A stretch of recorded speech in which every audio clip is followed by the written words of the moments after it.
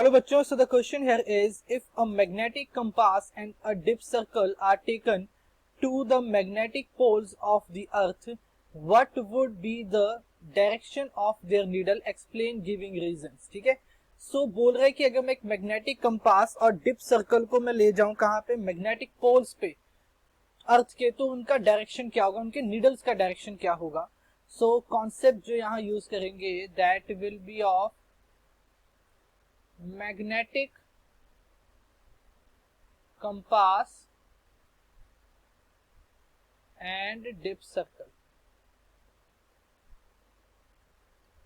ठीक है, अब देखो डिप सर्कल क्या करेगा, एंगल ऑफ डिप को मेजर करेगा एंड जो मैग्नेटिक कंपास है that will measure the magnetic field. ठीक, सो होगा क्या कि मान लो ये मेरा अर्थ है, ये अर्थ है, ठीक है, ये इसका मैग्नेटिक पोल हुआ and this is the magnetic equator. Magnetic pole हुआ और ये मैग्नेटिक इक्वेटर हुआ. ठीक, तो अर्थ के मैग्नेटिक फील्ड के दो कंपोनेंट्स हैं, हॉरिजॉन्टल एंड वर्टिकल. ठीक है, अर्थ के पास मैग्नेटिक फील्ड के दो कंपोनेंट्स हैं, हॉरिजॉन्टल एंड वर्टिकल.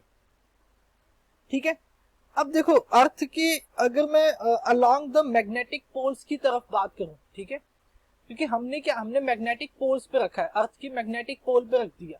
ठीक है, तो अर्थ की मैग्नेटिक पोल क्या है, वर्टिकल लाइन पे लाई करती है. किस पे लाई कर रही है, वर्टिकल लाइन पे. और अलोंग द वर्टिकल एक ही कंपोनेंट होता है, अलोंग द वर्टिकल तो मेरे पास सिर्फ वर्टिकल कंपोनेंट होता है. यानी कि मैं बोल सकता हूं कि मैग्नेटिक पोल पे मेरे पास सिर्फ एक कंपोनेंट होता है, one component of magnetic field, है ना. देखो एक ही कंपोनेंट होता है. मैग्नेटिक फील्ड कैसे होते हैं, एक ऐसे इस तरफ, एक वर्टिकल, एक हॉरिजॉन्टल, और नेट अर्थ की मैग्नेटिक फील्ड इस तरह से होती है. यानी कि मैग्नेटिक पोल, क्योंकि ये मेरा क्या है, ये मेरा मैग्नेटिक पोल, तो मैग्नेटिक पोल की तरफ मेरा एक ही मैग्नेटिक फील्ड का कंपोनेंट है which is the vertical component. तो अलोंग द मैग्नेटिक पोल जो हॉरिजॉन्टल कंपोनेंट होता है अर्थ की मैग्नेटिक फील्ड का which is H, that is equal to zero. H मेरा क्या होता है, जीरो के इक्वल होता है. ठीक है, एच मेरा किसके इक्वल हो गया, जीरो के इक्वल हो गया. इसीलिए जब हम एंगल ऑफ डिप की बात करते हैं तो हम एंगल ऑफ डिप को क्या लिखते हैं, साइन इनवर्स या sine theta is equals to V by I. क्या लिखते हैं एंगल ऑफ डिप को, sine theta equals to V by I, where theta is the angle of dip. Theta क्या होता है, मेरा एंगल ऑफ डिप होता है. ठीक, अब देखो कि पता चल गया भाई वर्टिकल कंपोनेंट है अलोंग द मैग्नेटिक पोल पे, हमारे पास वर्टिकल कंपोनेंट है और हॉरिजॉन्टल कंपोनेंट क्या है, जीरो है.